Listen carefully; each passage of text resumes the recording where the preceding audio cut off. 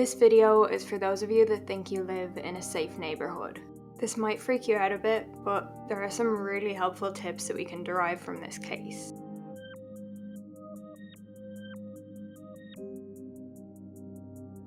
Hey guys, welcome back to my channel. If you're new here, please do subscribe, and if you're old here, hello again. My name is Kate Philpott and I cover true crime cases on my channel. I do just want to put a disclaimer here. All the information I get is based on articles, interviews, and accounts of those that are in some way involved in the case. So with that said, I do apologize if any of this information is inaccurate in any way. I do try my best to make sure I get the most accurate information, but you can't always be 100% sure. The person that requested this case was actually a friend of two of the victims. So thank you so much to that person for helping me piece together the story, and also for trusting me to share the story. So with that in mind, let's get into today's video. This is a case of Sofia Silva, Kristen and Katie Lisk, and Cara Robinson. And if you can't already tell, yes, there are several prongs to this case, which makes it all the more fascinating. Fredericksburg in the early 90s was a community that was described as safe, a friendly neighborhood. People felt comfortable walking alone day or night, and nobody ever really felt unsafe. But that was when the murders of 3 young girls shook the community, and things would change for possibly forever. So this all starts on the 9th of September 1996. 16-year-old Sophia Silva was walking home from school in Spotsylvania, Virginia. She arrived home, greeted her sister, and she grabbed a fizzy drink and a snack and went outside on the front porch to do her homework. So some time passed and Sophia's sister realized that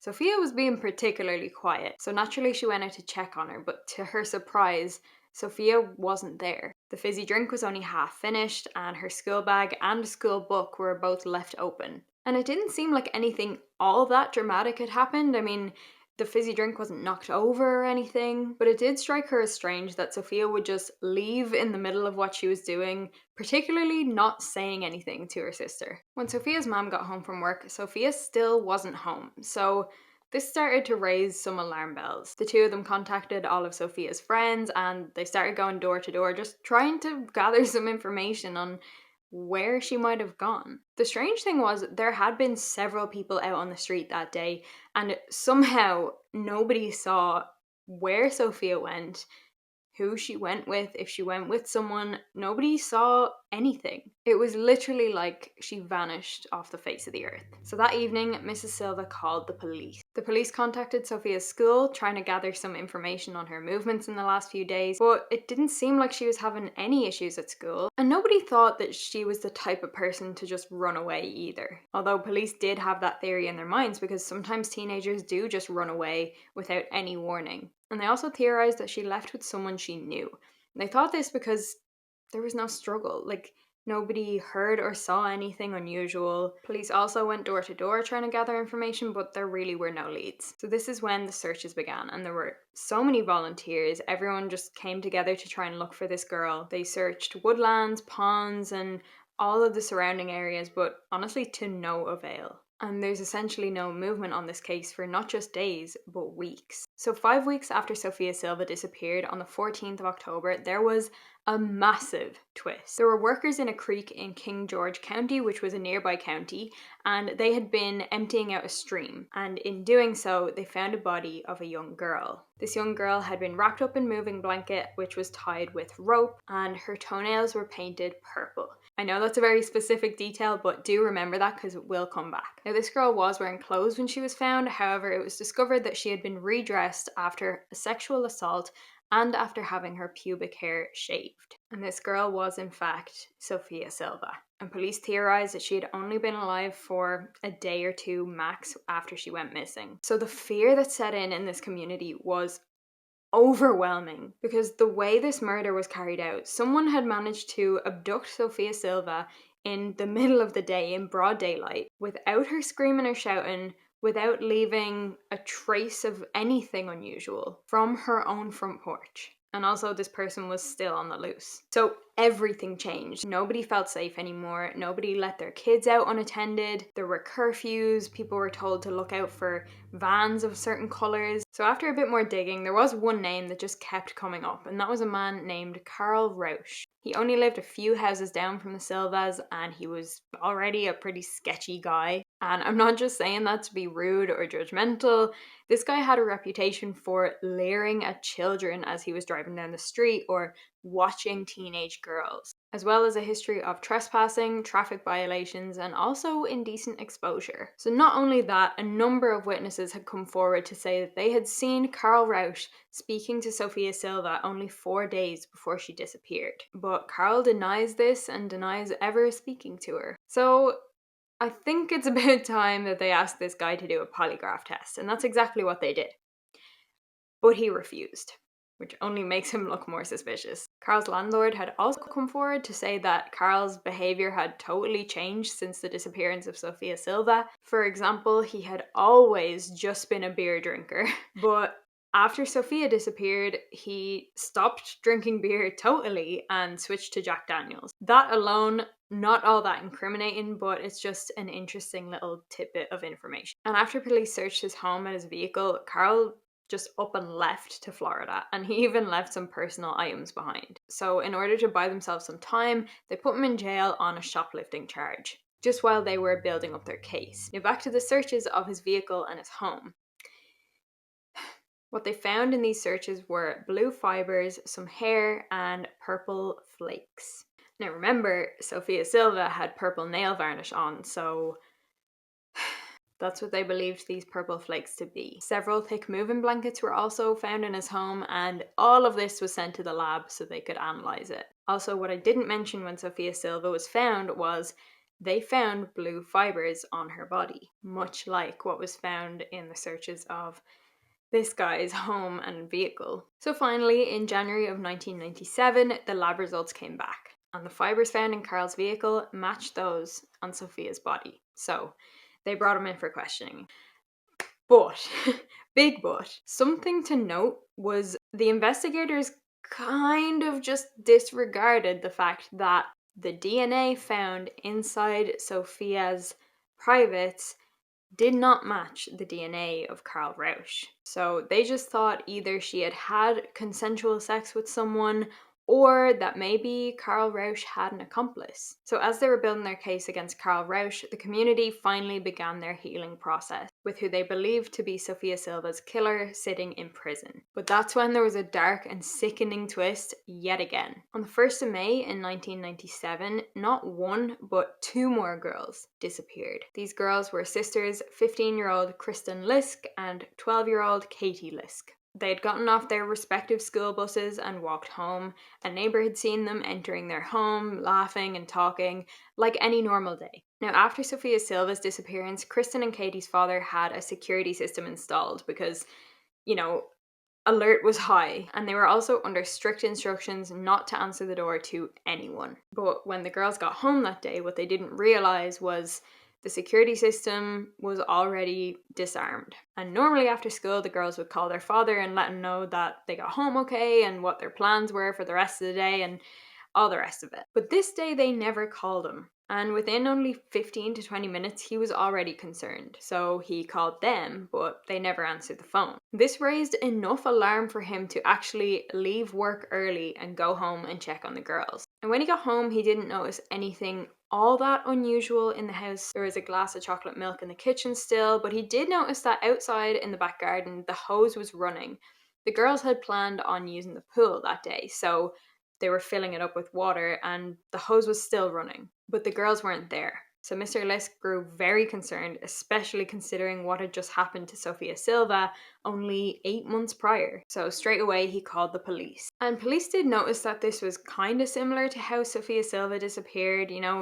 Nobody heard or saw anything. It was in the middle of the day. There was no sign of a struggle, and it seemed like they had literally just vanished. But then again, they believed that Sophia's killer was sitting in jail, so surely not. So they went door to door and asked neighbours, did they see anything? Did they hear anything? But again, nobody really had anything all that valuable to add. There were a handful of people claiming to have seen a white van in the neighbourhood, but that was kind of it. Again, they searched surrounding woodlands and bodies of water, and they put up yellow ribbons for the girls, as well as missing person posters. But there were no sign of Kristen and Katie anywhere. until 5 days later. It was the 6th of May 1997 when two highway workers stopped for lunch on a bridge over the South Anna River, and this was about 40 miles away. And one of the men noticed two mannequins floating in the water, wrapped up in moving blankets and tied up with rope. So they just watched for a moment and then they realized, hang on, two girls went missing from Spotsylvania County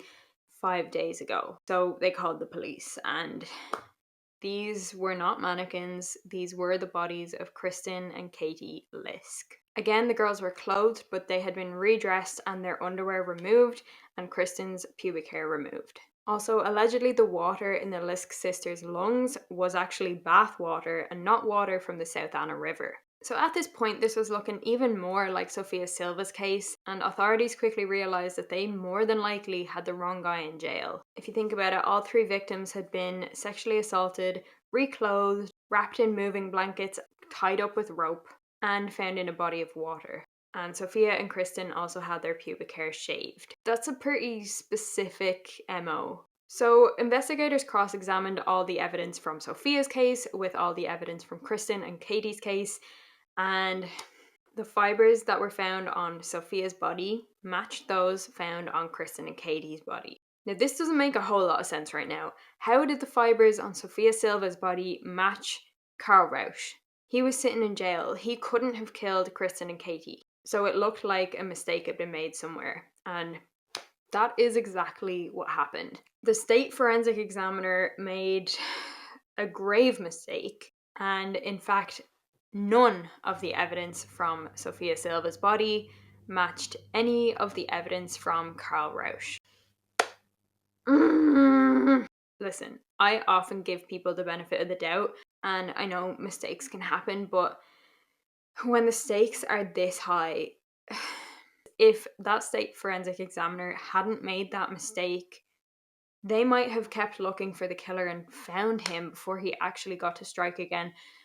Oh, I know it's awful to kind of think like that, but it's infuriating. Things may or may not have ended differently, we don't know, but it's a very frustrating part of the case. So at this point, the charges against Karl Rousch are dropped because they're like, well, obviously it wasn't you, sorry. They've just accused this guy of a sexually motivated abduction and murder, and they were very wrong. But this was also devastating for the families of Sophia Silva and the Lisk sisters, and also for the community in general.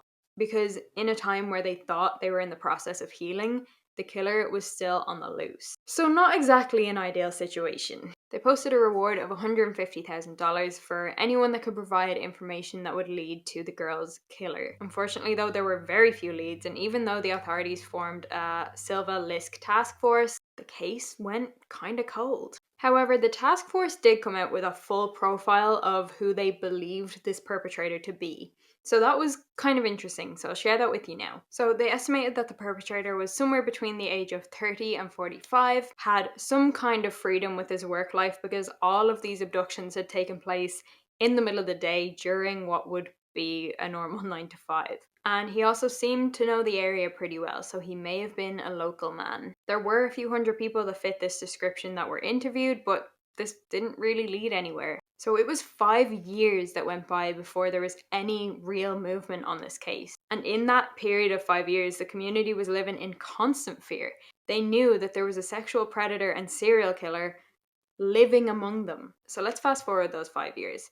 On the 24th of June 2002 in Lexington, South Carolina, 15-year-old Cara Robinson had stayed the night at her friend Heather's house, and they were planning on going to the lake that day, but they'd been asked by Heather's mother to water the plants out the front before they left. So Heather went and had a shower, and Cara went out the front to water the plants. So after Heather had her shower, she came outside to see what was taking Cara so long, and then she realised Cara wasn't there, and the hose that she'd been using to water the plants was still running.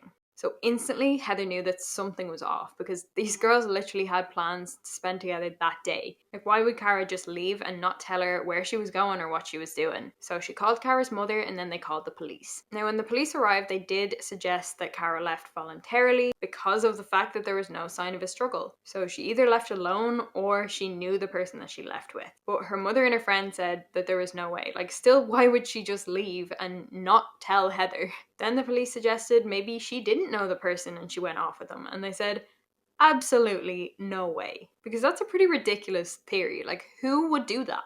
I suppose you never really know what kind of situation it might be. Like, maybe a person is claiming that there's some emergency. I don't know, but it just seems pretty unlikely.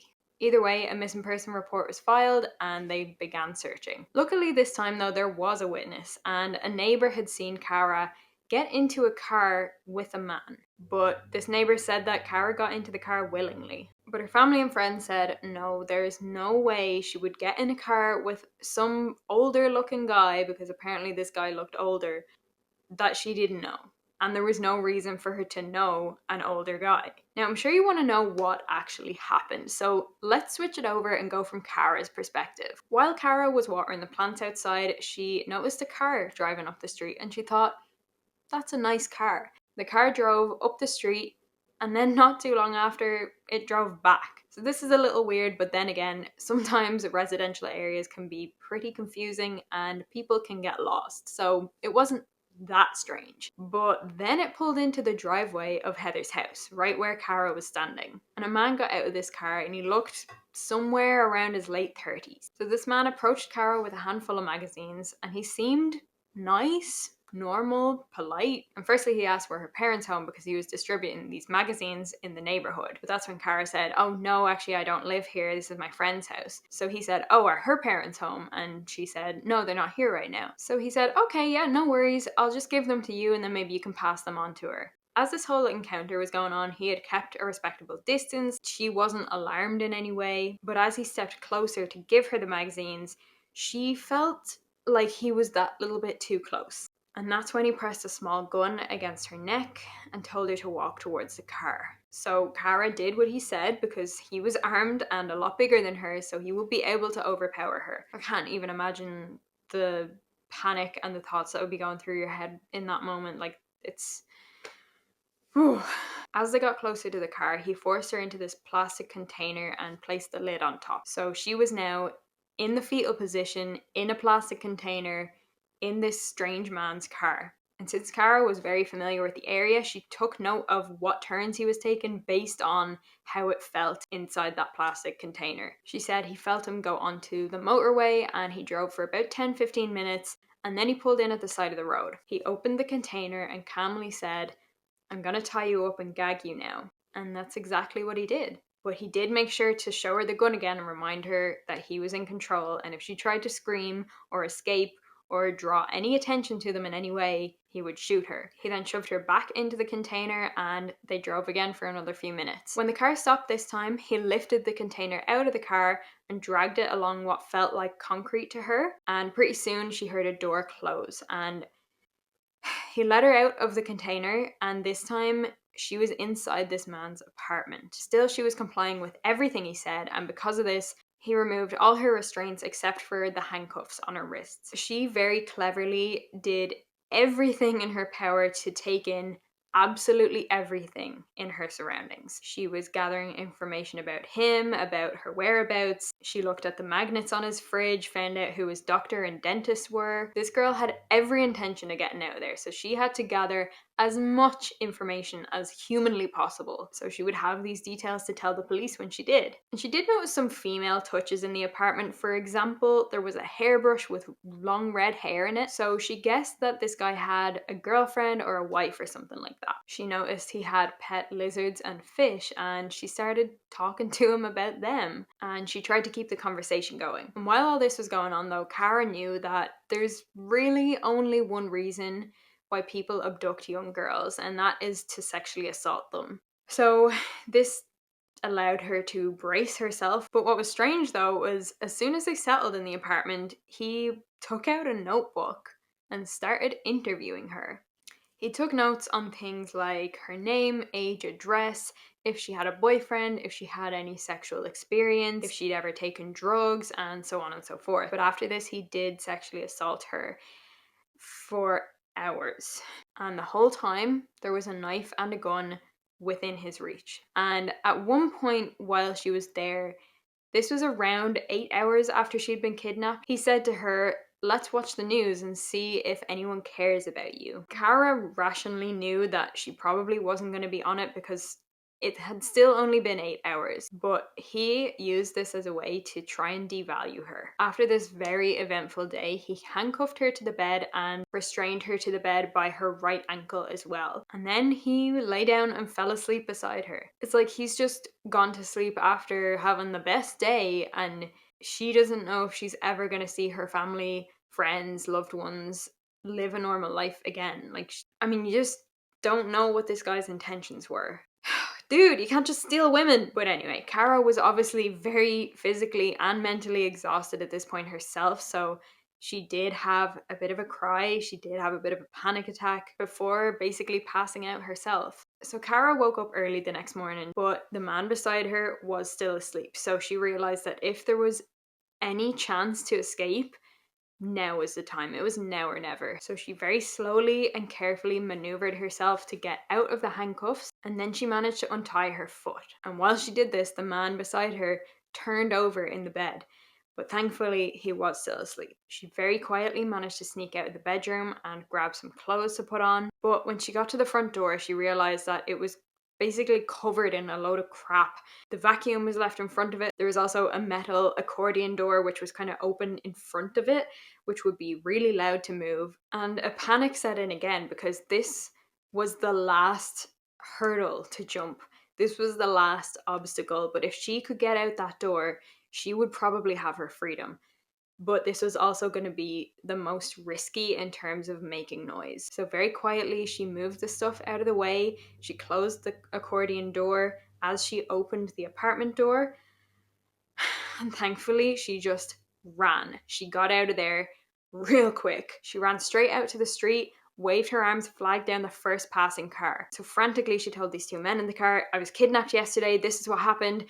And she pointed at the apartment and said, "Don't forget, that is where I came from." Because she didn't really know where she was. And she literally got into the car before they even had a chance to say, "Okay, get into the car." And at this point, Cara had been gone for 18 hours. So these two men drove her straight to the police station. And initially, what's mind-blowing to me is the police didn't really seem to believe her at first. Now, let me tell you this. She still had the handcuffs on one of her wrists. She still had a restraint on one of her ankles. And they were looking at her like, really though?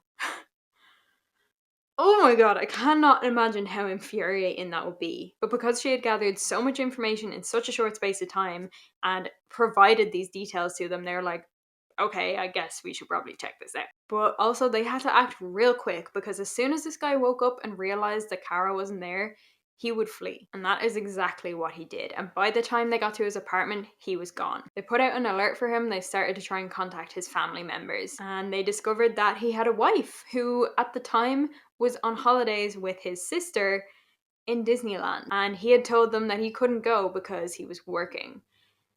But then they checked with his work and he had actually taken the week off from work. So obviously he had done this to engage in his disgusting, disturbing extracurricular activities. His wife and his mother returned to South Carolina, but they claimed that he was innocent. They obviously knew him well.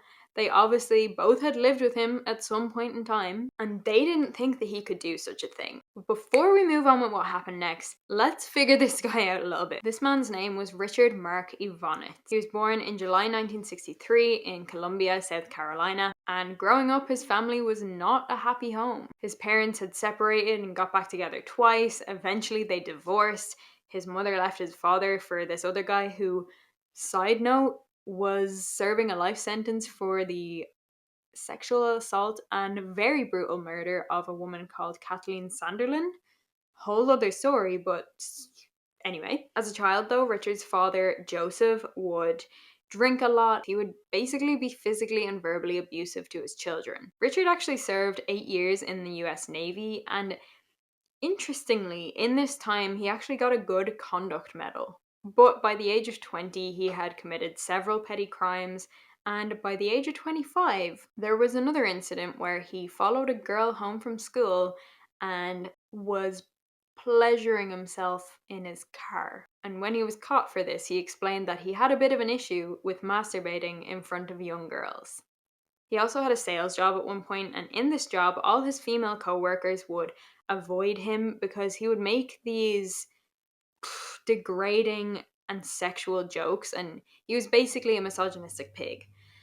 So Richard was also known to have an explosive temper, a fascination with guns, and a preoccupation with drowning. And this last part was essentially because when he was younger, this is a little animal abusey.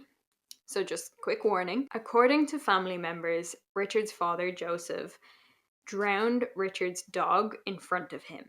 Nowadays, Joseph claims that that's not true, but it's an interesting thought. Also, at one point when Joseph was giving Richard a bath, when Richard was only 6 years old, Richard was complaining that the water was going in his eyes. But Joseph's response to this was to just dunk a whole load of water over his head. Anyway, back to 2002, and we're back to Richard being on the run. So as Richard fled, he had contacted both of his sisters. One of them gave the police basically no information and was not helpful at all, but the other one was really forthcoming with information. So the sister told the police that the following day she was supposed to meet Richard in Florida at some restaurant. So of course the police showed up to this restaurant at the agreed time, and as Richard approached the restaurant he noticed a weird amount of police cars. So he knew, okay, they're here for me. So he very quickly turned the car around and sped off into oncoming traffic. And this began a high-speed chase that went on for miles, until they put down spike strips on the roads to puncture his tires. But somehow he still managed to keep driving. This guy was determined, I'll give him that. But finally he took a turn and his tires just totally gave up on him. At this point now, he was surrounded by police and they were ready to move in on him. And initially it looked like he was actually going to cooperate with them. But that is when he pulled out the gun he used to kidnap Cara. He then placed the gun in his mouth and pulled the trigger. And obviously, Richard died instantly. So Richard Mark Evonitz is now dead, but the police still needed to carry out an investigation. So they searched his home. They found a number of things in his home that were weird and concerning. They found this locked box in his apartment, and in this box they found these notebooks and several pairs of girls' underwear. Now, in these notebooks he had taken very detailed notes on many young girls that he had stalked. He took notes on girls from South Carolina, yes, but also from Virginia, from Texas, from Florida. He would stalk and watch these girls for weeks and take notes on when they got off their school bus, when they got home, was there anyone else home, did they have older siblings, roughly what ages they were, if they walked home or got a lift home, and he would then determine if they were the perfect victim or if they were just too risky to abduct. Strangely though, Cara was actually not his intended victim that day, because his intended victim didn't walk home that day. She actually had gone to a friend's house, and this was a break from her normal routine, but this girl did live in the neighborhood that Cara was abducted from. And when Richard realized that the person he had intended to kidnap that day wasn't there and wasn't coming, he quickly had to change his plan. And that's when he set his sights on Cara. But they also found something very unexpected in this box. Among the notebooks was a newspaper cutting of the Lisk sisters, Kristen and Katie Lisk. This was weird because, first of all, it was in a totally different state. Second of all, the crime against Cara Robinson didn't look, at first glance, like the crime against Kristen and Katie Lisk. But the authorities contacted the SILVA LISK task force and let them know of this update. But they found out that Richard was actually living in Spotsylvania County at the time that Sophia Silva was murdered and at the time that Kristen and Katie Lisk were murdered. He had only lived a few miles away, and on those days he had either taken a half day from work or the whole day off. But somehow he had never even been on their radar. So they searched his vehicle in the hope that they would find something to solidify this now theory, and they found a fingerprint. And this fingerprint belonged to Kristen Lisk. It's actually incredible. This fingerprint wasn't even smudged in the slightest after 5 years. There were several pieces of DNA evidence and just evidence in general that confirmed that Richard Mark Evonitz was responsible for the murder of Sophia Silva and the murders of Kristen and Katie Lisk. Also, remember those blue fibers that had been found on Sophia, Kristen, and Katie's bodies? These fibers were from the blue fluffy handcuffs that Cara was still wearing when she went into the police station. And the week Sophia was missing, Richard was still married to his first wife, who was on holiday that whole week. So it was confirmed. All those years, there had been a sexually motivated serial killer on the loose, and he was about to strike again with Cara Robinson. And he was so narcissistic with his methods. Like, when he abducted the girls, he did it in broad daylight, and he would even take his wife out for drives, which were actually the drives that he was on while he was watching and stalking young girls. And they would also drive through woodland areas with bodies of water, and this is where he would scope out places to hide bodies. He was literally in the car looking around thinking, where can I hide a body, with his wife sitting right next to him. So there are a lot of mixed emotions here, because on one side you're thinking, wow, this is amazing. Cara escaped a serial killer and exposed him, and finally Sophia Silva's family and the Lisk family can have some closure. But then on the other side, you're thinking, no, hang on. That's not going to bring Sophia back, or Kristen back, or Katie back. And that's what makes this case so upsetting. And there's also total fury over the fact that this piece of crap is never going to be punished for what he did to those girls. He got such an easy way out. He's probably got answers that the families don't know, and they can never have those answers now. Cara herself was very angry when she found out that he had taken his own life, because she wanted that moment in court where she could look him in the eye and tell him, I was your biggest mistake. And that said, there are a lot of things that we can learn from Cara, so stick around if you want those tips. I really don't know why you wouldn't want them tips. But first, it was a little strange that Richard committed the murder of Sophia Silva, the murders of Kristen and Katie Lisk, and then was totally inactive for 5 years. So were there other girls in the meantime that he abducted, sexually assaulted, maybe even murdered? And they've actually looked at over 45,000 missing and murdered women's cases, as well as a number of sexual assaults in Virginia, but they actually couldn't link him to any other cases bar one, I believe. And I will just say, I only saw this in one source, but allegedly in 1995, Richard broke into the home of an 11-year-old and a 13-year-old girl. He locked the 11-year-old in the closet and he sexually assaulted the 13-year-old girl. And in this crime, he also used the blue fluffy handcuffs and the same gun that he used to abduct Cara. So it is plausible that he had some or even many other victims. I mean, this guy had been known as the silent predator. Any girl he abducted didn't even make a noise when they were abducted. There was never a struggle left behind. He left everything as is. And if I'm honest, it almost seems a little unusual to think that he wouldn't have, because there really was a pattern in how he committed these crimes. Like, they were all sexually motivated. He disposed of bodies in the same way. He shaved off girls' pubic hair. And it just makes me think that maybe he used that magazine trick more than we know. But then we'll probably never know. I mean, he's dead now, so he can't even be questioned on it. Something that's really interesting is Richard's ex-wife was interviewed after he died. By the way, they got married when he was 25 and she was only 17, which isn't like the craziest age gap, but 17's pretty young to be getting married, just in general. But anyway, but when she was interviewed, she explained a little bit about their sex life, and she said that it wasn't that abnormal. However, she did give an interesting detail, and that was that he had a habit of tying her to the bed, blindfolding her, and raping her for hours, by the way. Doesn't seem that normal to me, but now, that marriage broke down. I believe she left him for another man. I'm not all too sure. But he eventually found himself another wife that was younger again. And this wife was also 17 when they got married, but he was actually 36 this time. That's a lot more significant of an age gap. They would apparently shave each other's private parts. And they played a lot of sex games where he would take on the daddy role. And I feel like that's really not that uncommon, but it's just interesting to kind of hear about. Also, although his second wife was aware of his crimes, she still loved and supported him. Was this girl okay? Like, love is blind. Some people believe that as Richard had a habit of marrying younger women, that it was just like a way for him to have an outlet for his sexual preferences. Okay, can we talk about Cara Robinson for a sec? This girl is incredible. She actually went on to be a police officer after this whole ordeal. Interestingly though, while she was in the police academy, her class was shown a case study of this case.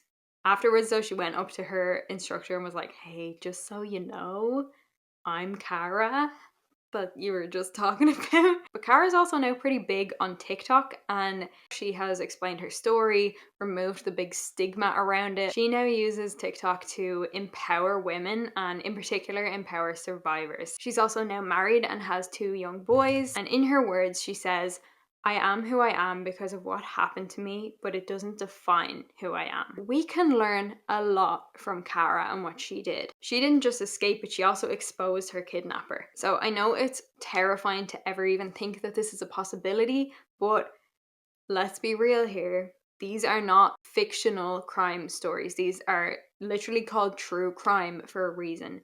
And with that in mind, that means any of the things we talk about here could happen to you or me. So the absolute best way to protect yourself is to be informed. So let's get into some tips. So if you ever find yourself being kidnapped, here's what you do. First of all, do what they say. If you fight or scream or try to escape and they catch you, you could make what happens next 10 times worse. And the kidnapper might even panic and do something drastic just to shut you up. So stay calm, as tough as it is, and do what they say. However, if you can, do try and avoid them moving you to a second location. If they successfully move you elsewhere, they are the one in control, and it's going to take a lot longer for anybody to find you. But if you are taken, leave something behind that's unusual. Either if you have a ring on or a bracelet or something that you can drop on your way, do it. In Cara's situation and also the Lisk sisters' situation, they left the hose running.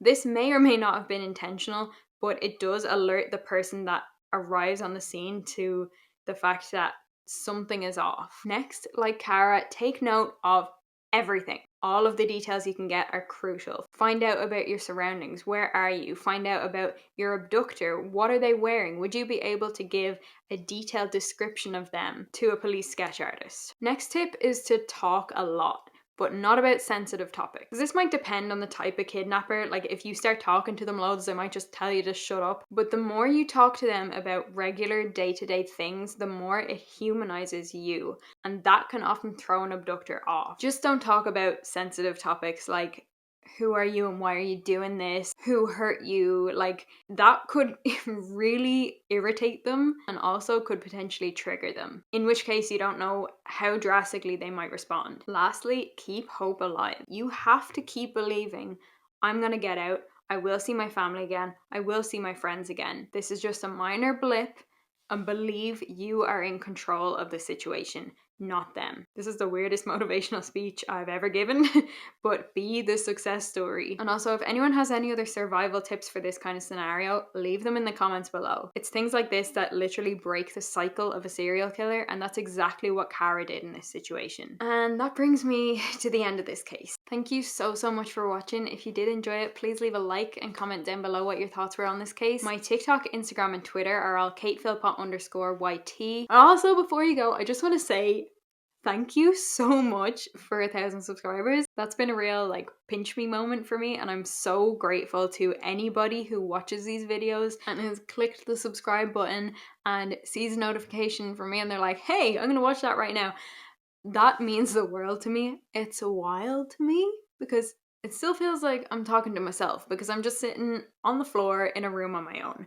But 1,000 people is a lot of people, so thank you. You're an absolute wonderful human and I really appreciate you being here. And one more thing, I really hope you enjoyed my Christmas jumper.